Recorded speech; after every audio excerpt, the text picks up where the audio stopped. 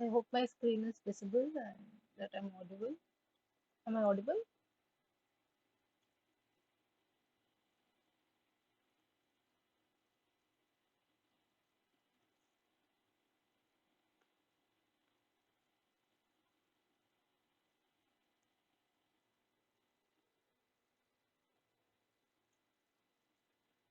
Okay, let's start with the session.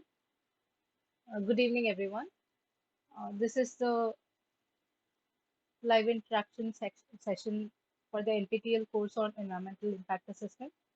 The course instructor is Dr. Harshit Lakra. She is an assistant professor at the Department of Architecture and Regional Planning, Architecture and Planning, Indian Institute of Technology, Roorkee. So we have two of these weekly live sessions apart from the regular taught lectures that you can find in the course page. So session one is on Saturdays and it's taken by Ms. Isha Rathore. She's a PMRF and research scholar at the Department of Architecture and Planning at IIT Roorkee. I am Monica S. I am a PMRF and research scholar at the Department of Architecture and Regional Planning at IIT Kharagpur. So we have two main forums of interaction for this course.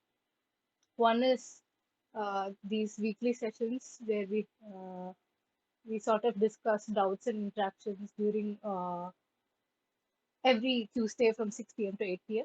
So during the session, you can like after a question or after every few questions, I would request you to raise your hand. There is an option on Google Meet. So once you raise your hand and then I prompt you, you can unmute and then raise your query. Questions can also be posted in the chat box and those questions will be dealt with subsequently. There is also a discussion forum for the course, which is the Ask a Question tab in the homepage. So any questions related to the live sessions conducted can be raised. Even other questions can be raised. So they will be addressed either in the forum or in next week's live session, right? So for today's session, we will have a very brief recap of what was taught in week 5. So it'll probably be just going through the topics that were covered in each lecture. And then we'll be looking at week 5 assignment questions from the previous run of the course.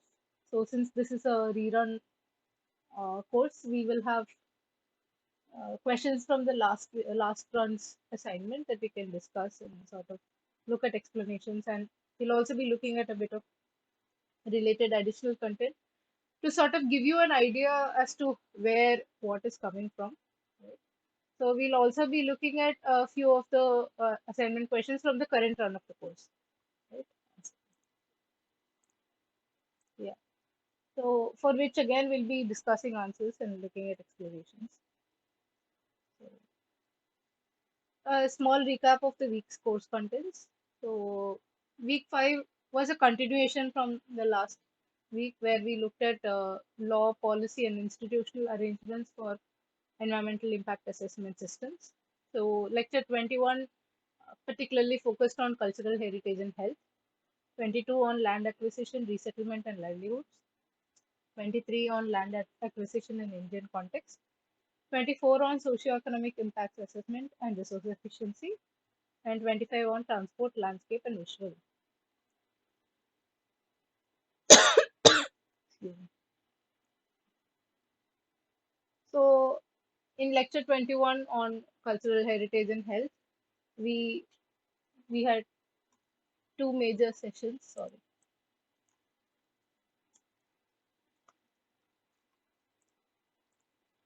two major parts. One was on cultural heritage, where we saw international heritage conventions, treaties, and charters. And then we had a session on health, where key legislation, guidance, and standards were outlined. Then the next lecture discussed land acquisition, resettlement, and livelihoods. We saw a few key concepts and definitions: international financial institutions and equator principles, resettlement framework and resettlement action plan, and social impact of the project. Lecture 23 looked at land acquisition in the Indian context particularly. So we saw the right to property, and the right to fair compensation and transparency in land acquisition, rehabilitation, and resettlement act 2013, one of which is a constitutional right and the other is a legislative act in India. In lecture 24, we saw socioeconomic impact assessment and resource efficiency. So the first part dealt with social impact and international guidance and standards related to it, as well as national legislation and guidance.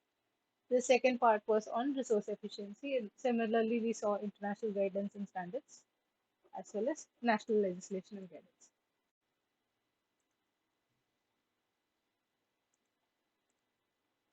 Sorry for the interruption. So lecture 25, is someone unmuted? All right. In lecture 25, we had a session on transport, landscape, and visual, where both these, all these are actually connected to each other. So the first part was on transport. We saw policy and guidance on EIA for transport projects. We also saw policy to reduce transport impacts and improve accessibility. Then in the landscape and visual section, we saw legislation on landscape and visual, as well as guidance on landscape and visual. So before we move on to the assignment questions and related explanation and a bit of background, are there any queries regarding the taught content? Are there any general queries?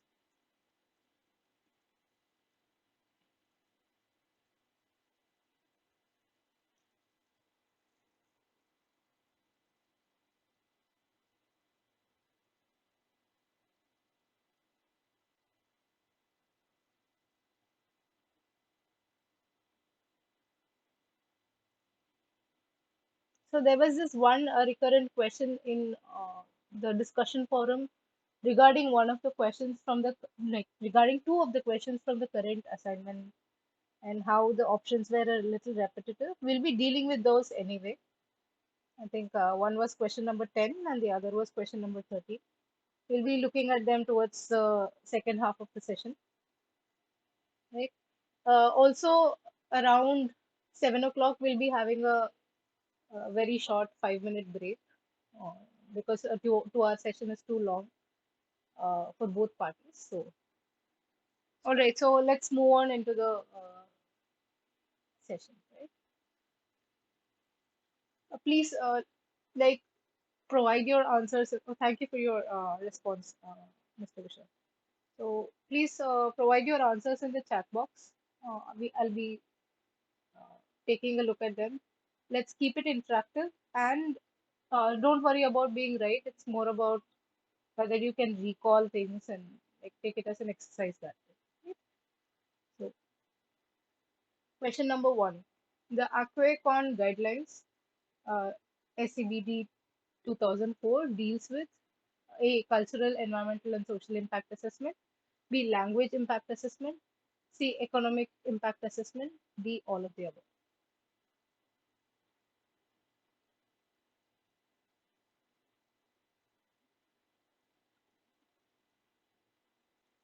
Any responses?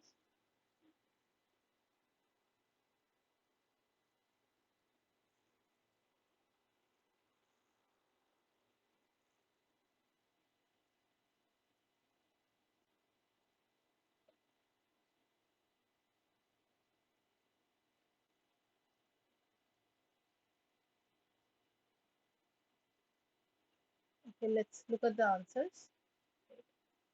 So this was a slide from the lectures that sort of focused on the Aquacon guidelines, right? If you look at it, it actually talks about uh, cultural, environmental, and social impact assessments. So that's the focus of the Aquacon guidelines. So yes, both of you are right. The answer is A, right? But let's take a slightly closer look at one of the cases. So the Aquacon guidelines are actually, if you look at the slide also, they're actually voluntary guidelines, right? As in, there is no enforcement from some central agency or anything. It's up to the, you know, country to sort of adopt it in, uh, you know, put it to use. So Finland is one of the countries where the Aquacon guidelines has been taken up by the country, and then they've been actually trying to implement it, right? So there is this particular, in this guideline, the interesting thing is if you look at the entire description, it's the voluntary guidelines for the conduct of cultural, environmental, and social impact assessments regarding the developments proposed to take place on or which are likely to impact sacred sites and on lands and waters traditionally occupied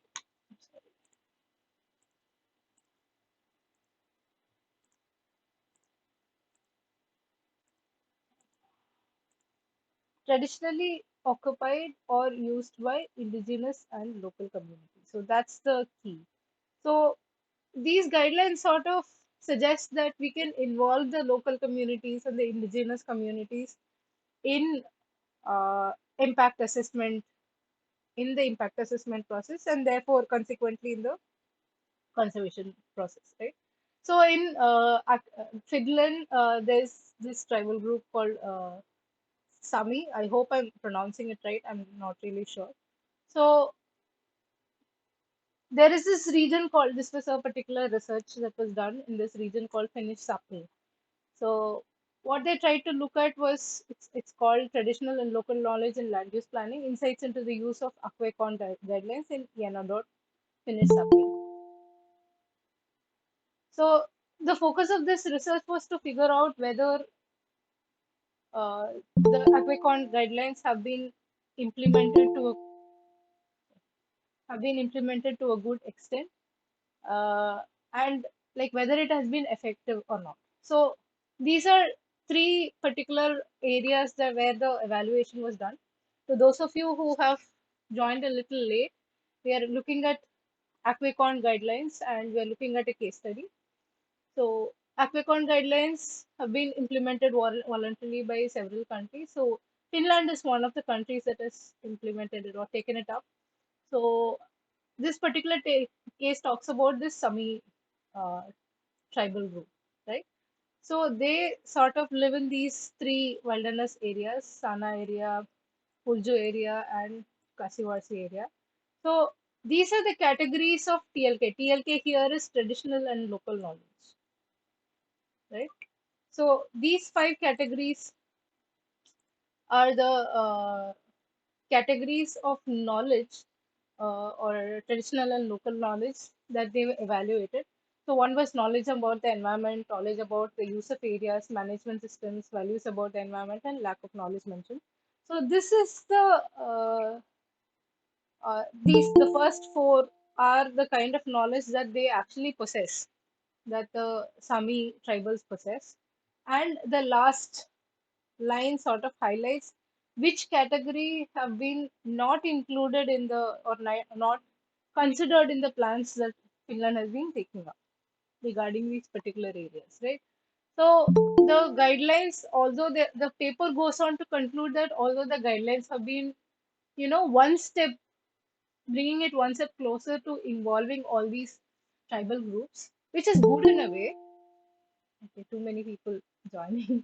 So yeah, so which is good in a way, but what happens on the other end is, although they've been included in the process, the points that they're giving, whether they've actually been incorporated, is still questionable, because it's still a voluntary guideline. Remember, it's not really mandatory, right? Also, because of the voluntary nature of these guidelines, what happens is they're not really being taken up in several cases where they actually could be taken up effectively, right?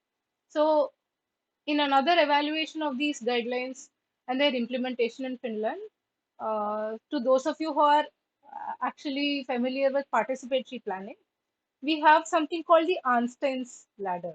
So Einstein came up with this uh, you know measure as to whether participatory planning, whatever uh, tools or whatever measures you're taking, are actually, good or not, whether it is actually giving power to the citizens or not. So the first two levels, so it increases up. This is positive, right? This is negative. So at the lower levels, it almost means that you're doing really nothing, like absolutely nothing is being done. In the middle order levels, it's almost like okay for namesake or slightly more than namesake participation is there, and in the higher order levels, there is actual participation or actual power to the citizens who are participating in, like, the planning process. So in this paper, the link for it is given here. They've concluded that this Aquicon guidelines are at this level, are at the level of placation and nothing more. They're not actually really giving power to the citizens, but they're sort of, they're still better than not having anything, because they've at least started considering the Sami people ka, you know, claims. But time and again, we see these news articles about how these people still struggle to sort of, establish their ways. So their key practice that they're really fighting for is this particular reindeer uh, grazing, as well as it's sort of a hunting method, right? So that's sort of integrated into their lifestyle. That is something that they really want to. When the government sort of put caps on how the reindeer can be hunted, their livelihoods became very endangered, because they have a limited lifestyle and a very closed lifestyle, right? They're not their economy, their sustenance, their culture entirely depends on practices which are intertwined with reindeer hunting. So once the cap was set, their practices became problematic, right? Any queries? So that's just to give an idea of how the Aquacon guidelines are implemented, and how it has been.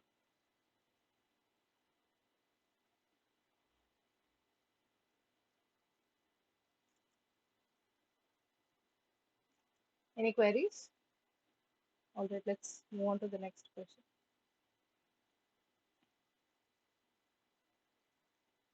State true or false. Garibaldi and Turner in 2004 proposed the concept of cultural keystone species.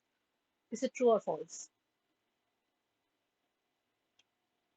Okay, we have one answer.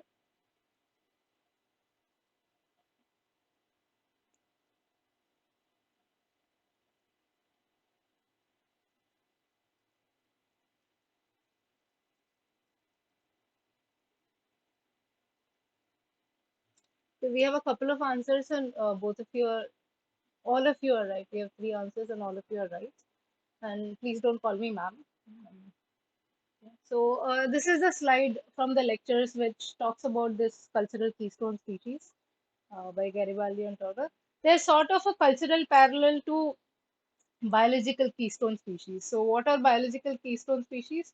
They are sort of, say there is an entire ecosystem and there are several animals, you know, several species of animals that are there. There will be this one particular species at sort of the top of the ecosystem, which will keep in check the population of all these, other species. It need not be even at the top, to be honest. It can also be a lower level organism, which, if you end up eradicating it, the entire ecosystem sort of starts collapsing, right? So these are integral. So the word keystone actually comes from the arch. I think architects and civil engineers especially will be familiar. So in the arch, we have this top stone called the keystone. That's sort of extremely essential for the arch the structure to remain stable, right? So that's sort of the key principle of the arch's structural system. Just like that, these species sort of form a very, very important part of the entire ecosystem. So that's the biological keystone. In cultural keystone, Garibaldi and Turner sort of proposed this concept parallelly to the cultural domain, where culturally salient species that shape in a major way the cultural identity of a people. Their importance is reflected in the fundamental roles these species play in diet, materials, medicine, and or spiritual practices, right? So they are very important in sustaining the culture of a particular place. Right? So the answer is true. Let's take a slightly closer look at some of the cultural keystone species. One of it, which is like available on Wikipedia, is the white pine. The thing is, these species are very local. They're not really. There is no international charter to sort of acknowledge their presence, or there is no list. There is no directory or an inventory of these species. So it's a little difficult to, declare something as a CKS or a cultural keystone species. But this particular tree, it's called white pine. It's a cultural keystone species for the Kitsikatik Algonquin community in Quebec. So I'm sorry if I'm again pronouncing it wrong. So it's prevalent in their legends and myths that are very integral to the culture, history, and identity of the tribe. Sorry. So the tree is said to offer protection to the people because of its large size and when matured, and provides a home to several birds. And it's considered a sacred species for Algonquin societies. So the trees are also used in goods, medicines. So you can see how it's sort of very connected with the entire lifestyle of people, right? Another species that I could find was the bearded pig, very peculiar looking pig, but I mean it basically has this beard like structure on its snout, right? So this particular research spoke about how socio-ecological factors shape the distribution of a cultural keystone species in Malaysian Borneo. So Borneo is an island near Malaysia uh, and Indonesia. It's sort of in that region. The thing is, usually when a species is we are talking about its distribution or its survival, we look at ecological factors mainly, right? But uh, even if it is anthropogenic factors, we look at our activities or human activities that are separate from, the species. For example, deforestation. That's not particular to the species itself, but it might be affecting the population of that particular species. However, when it's a cultural keystone species, the social activities are very important in determining their distribution as well. For example, we have hunting accessibility, pig hunting group. All of these factors became very significant in the study, right? So this is an image of one of the tribals sort of hunting the bearded pig. So this hunting practice is very integral to the society, and they have been carrying it out for a long time, right? And the Borneo's bearded pig is actually considered the gardener of forests and protector of their inhabitants. So they consider it a very important part of their culture, right? Another potential cultural keystone species is rice.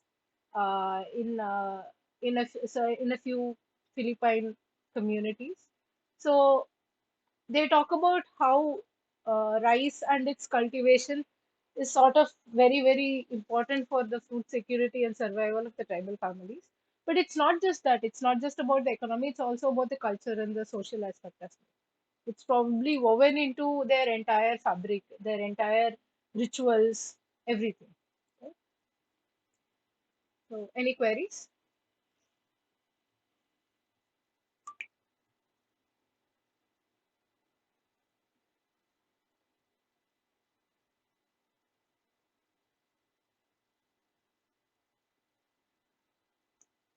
Then let's move on to the next question.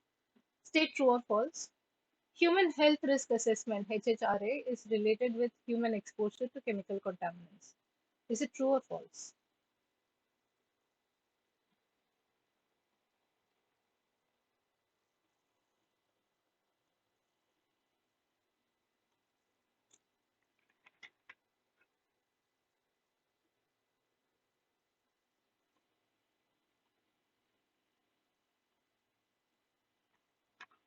Any responses?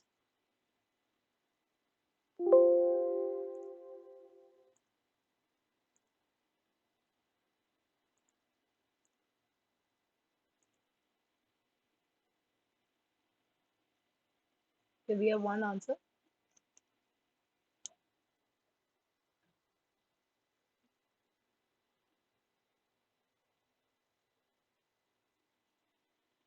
Okay, we have a couple of answers, and both of you are right. So this is the slide that talks about it. It does talk about chemical contaminant, right? So the answer is true.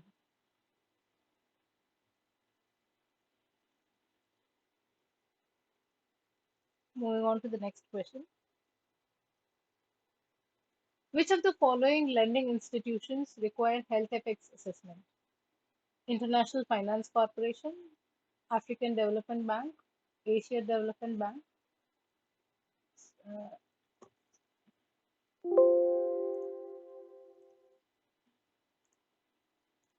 or the Inter-American Development Bank? Is it only one, two and three, four, or all of the above?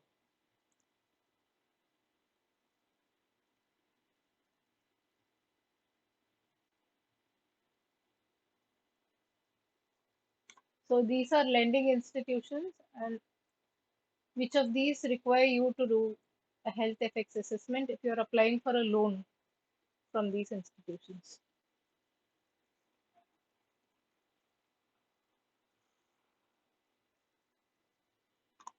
Okay, let's look at the answer. So this is a slide from the taught lectures, and you can see that all four of them are actually lending institutions that require health effects assessment. Right? So the answer is D. Any queries?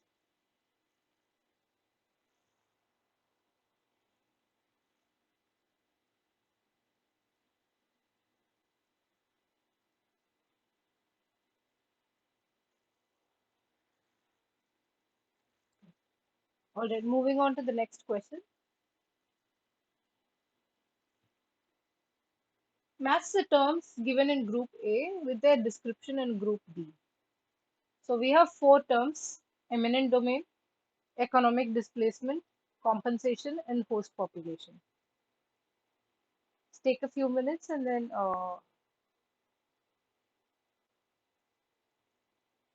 please respond. You can even give me individual matches, like what does P connect to or Q connect to, if you know only partial answers.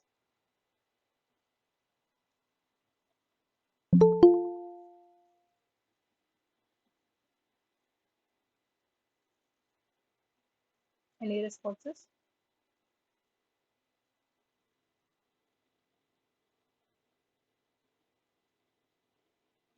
Okay, we have one response.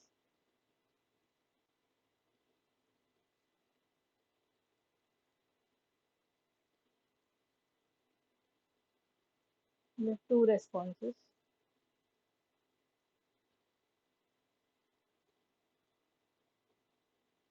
Anyone else?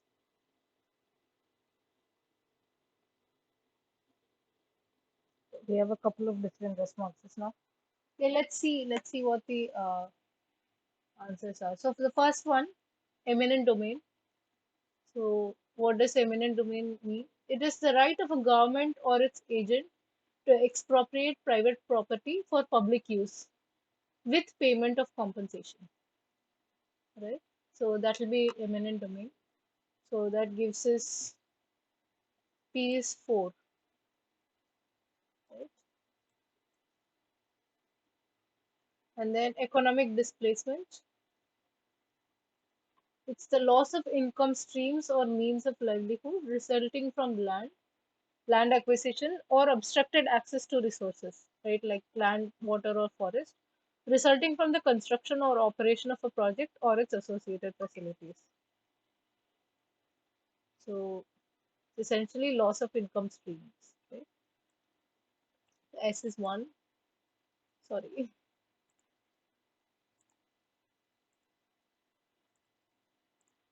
Q is 1, right? So then we have compensation.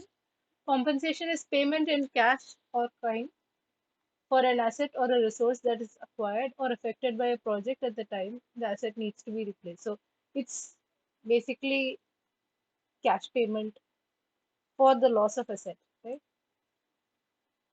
It could also be in kind. And host population is the people living in or around areas to which people physically displaced by a project will be resettled, who in turn may be affected by the resettlement. So, say you have a normal area, and then the government ends up planning a resettlement colony, right?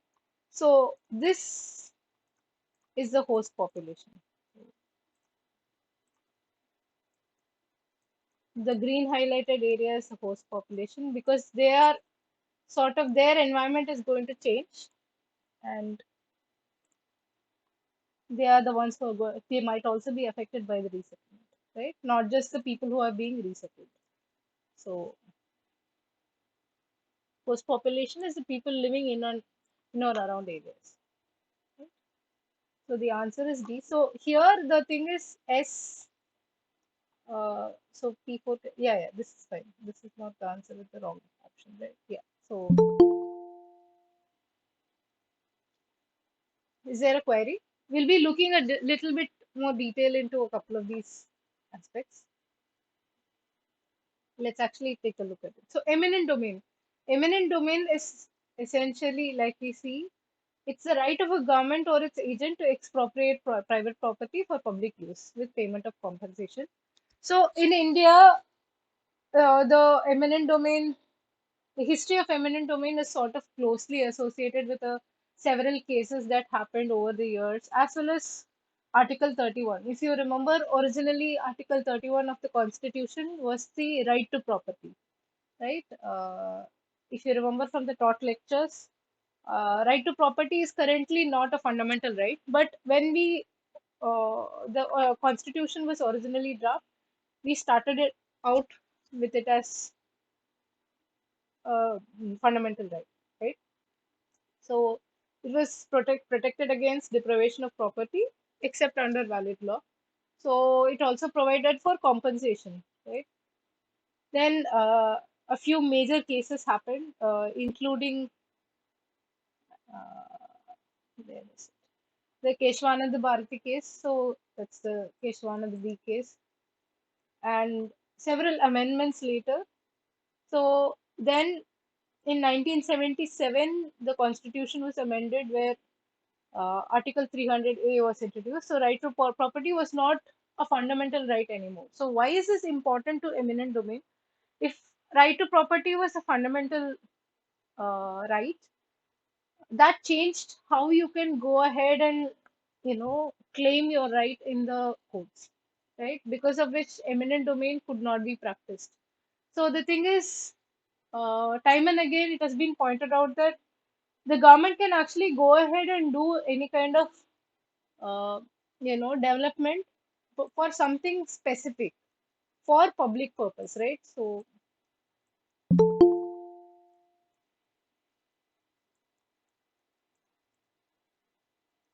this is the key here. So usually in any law or any kind of legal provision in India, if you have any sort of issue with it, you can actually go for a judicial review or basically approach the court saying, okay, this is not right, right? But in several cases, what happened was the court actually could not do anything about the amount of compensation. So, say somebody is paid a very, very less amount compared to the market value for their land, but the government took away their land and then just gave them a very low value. When they approached the court sort of declared that they cannot really do anything about the government, right? So that was under the original uh, right to acquisition, like land acquisition act, right, and right to property clause or article in the constitution. But over time, after this amendment, when Article 300A was introduced and Article 31 was actually taken out from the constitution, and we have the new land acquisition, rehabilitation, and resettlement act since 2013. Things have changed over time, but even now, the Supreme Court really cannot take a look at the compensation part. The compensation needs to be just, yes, but the amount of compensation that has been given cannot be, changed by the court itself. What will happen is the court can ask the government to reconsider, and the government will sort of appoint another government official to give a verdict on how much the amount is. So this compensation amount is still beyond judicial review. That is a still an ongoing issue. The other issue is when the government says public purpose, there is no set list. So the word public purpose has been included, but what does this mean? It's still open to interpretation of the government. The courts cannot really interfere much into that either. So these are issues with the concept of eminent domain in India. So over time, eminent domain has been heavily criticized. So what the government does is, in the name of eminent domain or public purpose, they will go ahead and build something that is commercially uh, useful. For example, a new mini mall, right? A new mini mall or a mall in Indian context is not going to really bring much use to the local community. In fact, it might lead to what gentrification or change in the affordability of living in a particular place. But the government didn't really care because their revenues would increase, right? So eminent domain has been constantly criticized, but that doesn't seem to be really making a difference. So moving on to the other part regarding compensation, resettlement, and the host. So there have been several studies regarding the struggles of resettlement residents in resettlement colonies, especially aspects not just of being resettled to a new place, the multidimensionality of that loss, right? It's not just about, oh, you've been moved from your original place to another place, not just that. But what happens is you're also losing on economic prospects. Your job might have been heavily tied to that place, your original residential location. Now you're uprooted. But not just that, the host community also faces a lot of issues. I personally happen to live in an area where a new resettlement colony was introduced, after which the rate of crime has increased because this new community that has come in, unfortunately, doesn't have a very lucrative economic setup for their skills, right? Which in turn led to a mild increase in crime. And it was also an anonymous community in it, that they were in a new place. They didn't, they were the social audit system where we are afraid to do something wrong in our own areas, that was gone. They were in a new place, and crime did increase. So this is another report uh, by a couple of organizations. One is the Information and Resource Center for the Deprived Urban Communities, and Housing and Land Rights Network, Habitat International Coalition in South Asia. So, Kanagi Nagar is another resettlement colony in Chennai. So, this is a report. You can check it out. The link is given. Right. So, the other issue with resettlement seems to be the major recurrent issue seems to be the amount of compensation. Even when people agree for voluntary resettlement, the government seems to behave very shadily. They don't really release the scheme of resettlement or compensation properly. They don't. All these are still obstacles in sort of moving towards a day when resettlement is a more smoother act. So they also form obstacles in big development projects because it's not just about, say, there is a mass strike that goes on, then the project itself is stalled, right? So, yeah. Any queries regarding this, regarding eminent domain or resettlement or any of these clauses?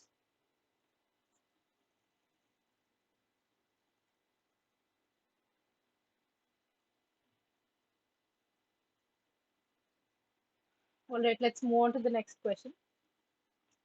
State true or false. Cutoff date is the date of completion of the census and assets inventory of persons affected by the project.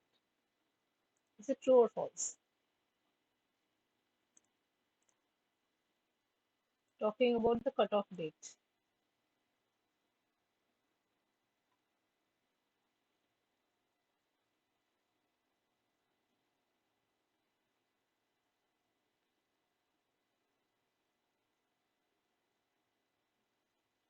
Any responses?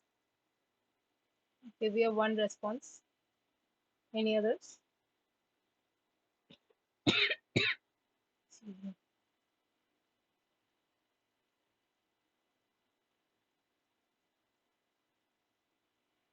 Okay, so you're right, Mr. Yogendra. So the cutoff date is in fact, so this is a slide that talks about it. It's the date of completion of the census and assets inventory of persons affected by the project. So this is set because people might, if we don't set this date, people might just keep purchasing land in the area of intervention. Say the government is promising 4 times the market value. They might actually somehow coerce the local community to giving them the land at a cheaper price, and then they might make a profit out of this development, right? So that's one of the reasons why the cutoff date is fixed. But the answer here is true. This is the cutoff date. Any idea? Any queries?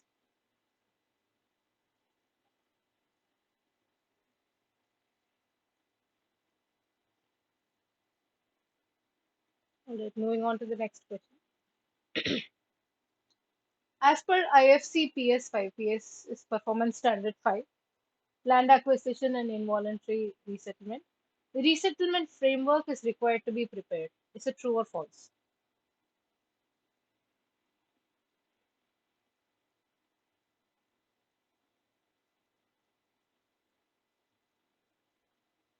Any answers?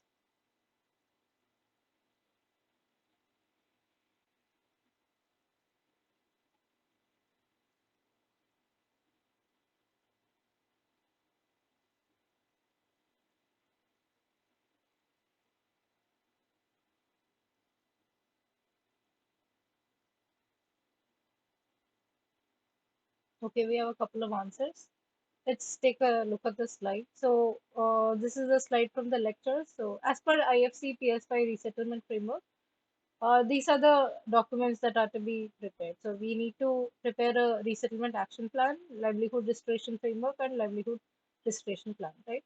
So, this action plan is essentially a framework. So, the answer is true, right?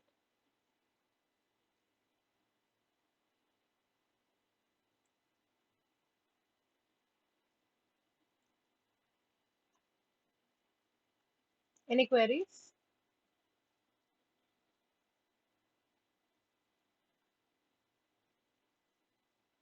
All right, so that's straightforward. Moving on to the next question. Right to property is a fundamental right in India. Is it true or false? I think we spoke about this a little earlier also. We have a couple of answers. Anybody else?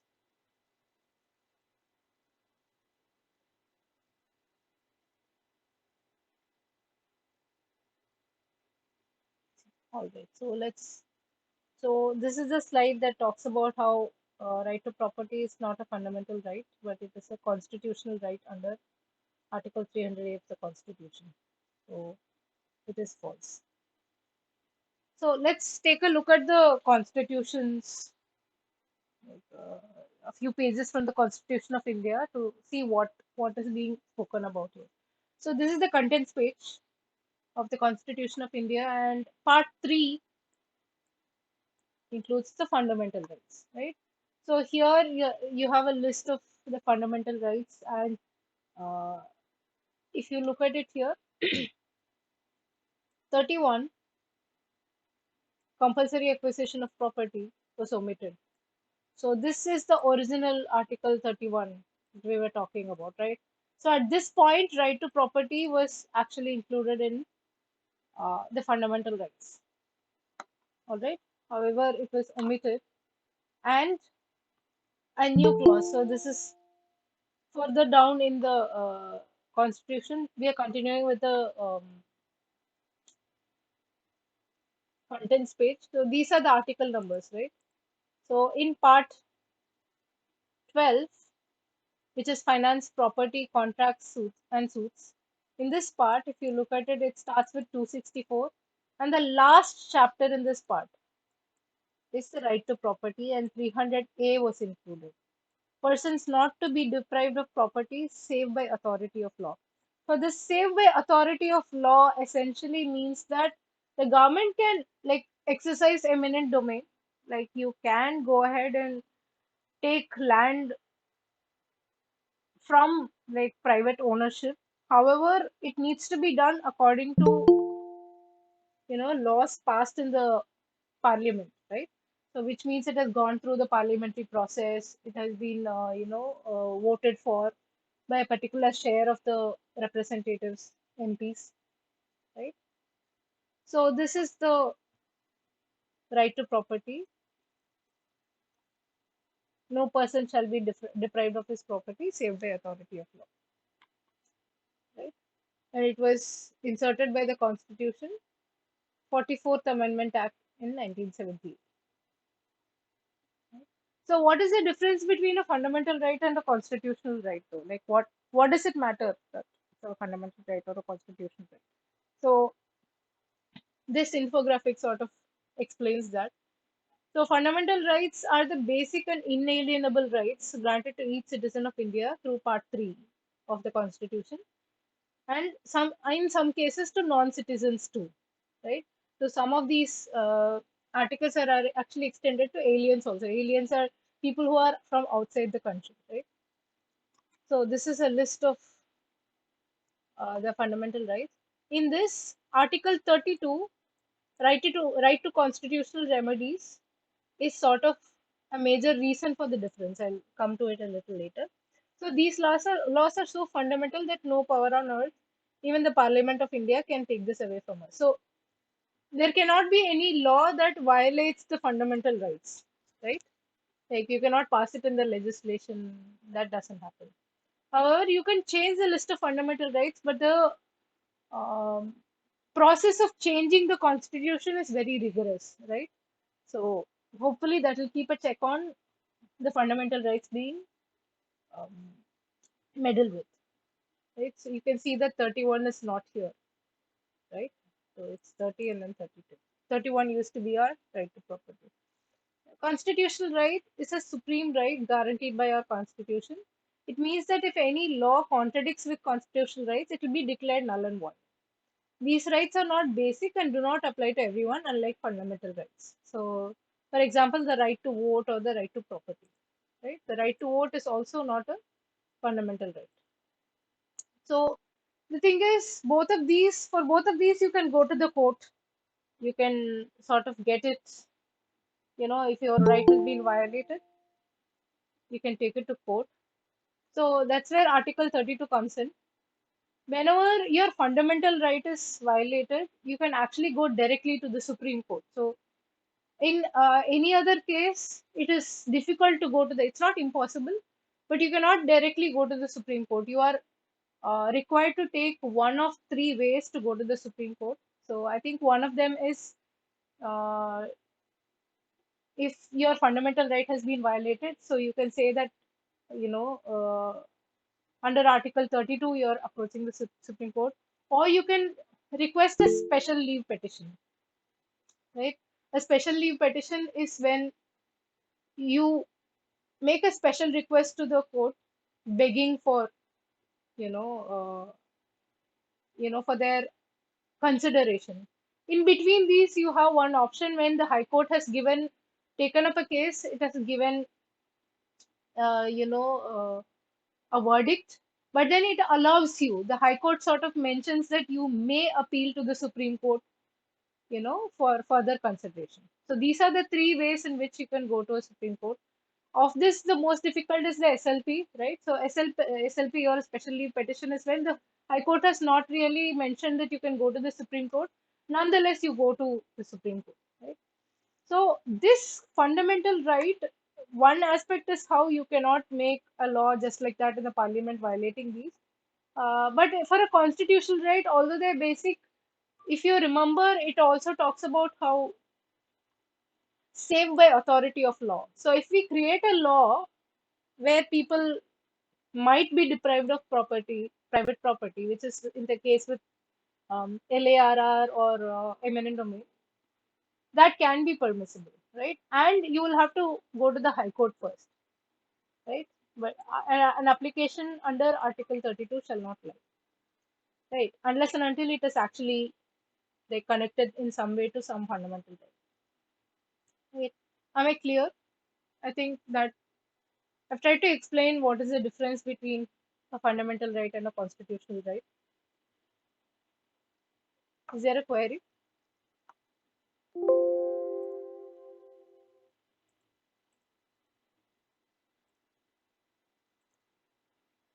No, right? Are there any queries?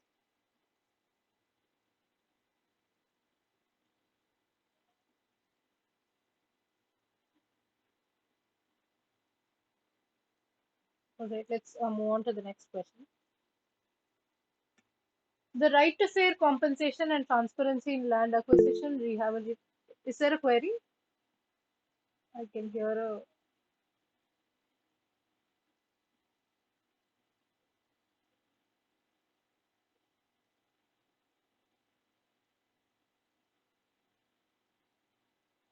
So, the Right to Fair Compensation and Transparency in Land Acquisition, Rehabilitation and Resettlement Act 2013 makes provision for social impact assessment, climatic impact assessment, biophysical impact assessment, and or health impact assessment. Any responses?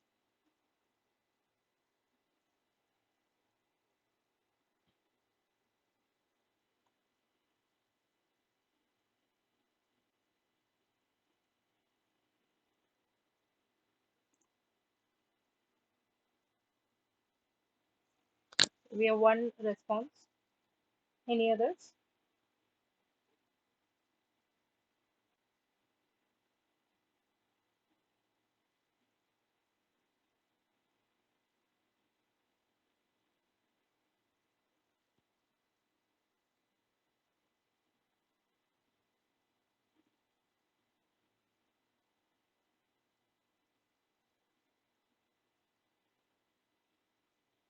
All right. So you are right.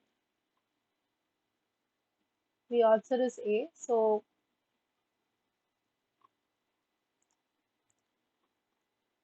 in the purpose and application of the Act slide, so we talk about how it provided further that the process of obtaining the consent shall be carried out along with the social impact assessment study referred to in section 4.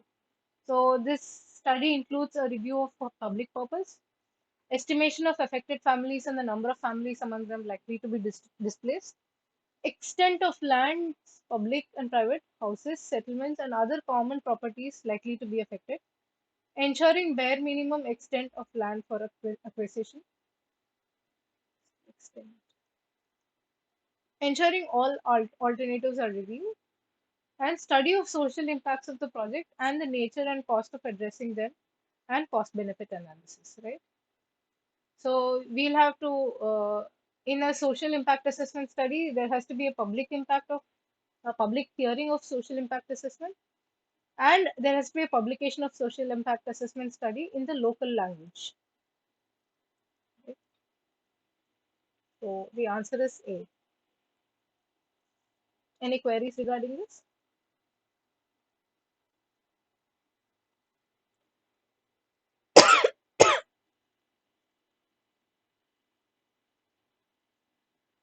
All right, let's before we move on to the rest of the session, let's take a short 5-minute break. So let's meet back at 7:05, right?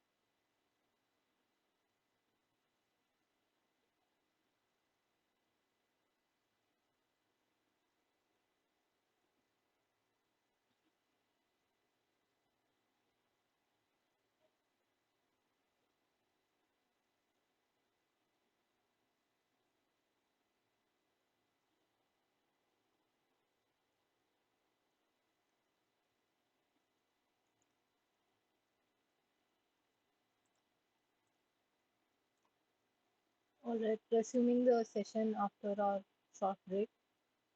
There is a post in the chat box. Is there a question?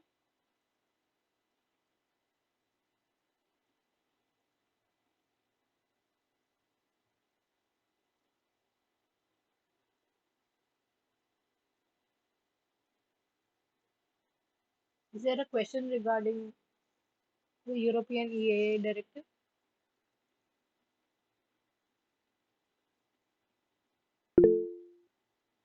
Yes, please. Can you please unmute yourself, sir? And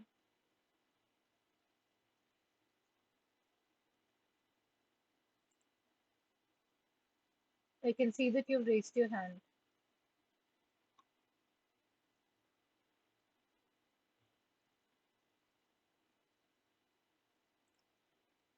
Is there a question?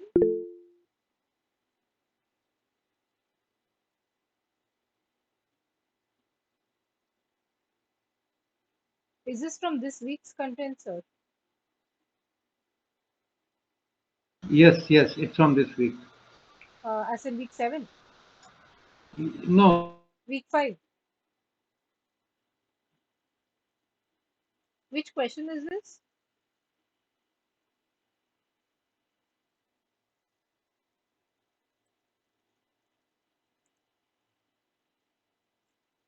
week 6, assignment 6. Okay, I'm unfortunately not at liberty to discuss the current session questions. So, Okay, okay. yeah, I'm so sorry. Like, if Hmm. try to find the answer or post in the discussion forum, hopefully somebody from the main team would answer if there is a discrepancy. So, Ah, okay. No problem. thank you. Thank you. Thank you No so issue. much. Mr. Ravi Shankar, you had also raised your hand. Is there a query?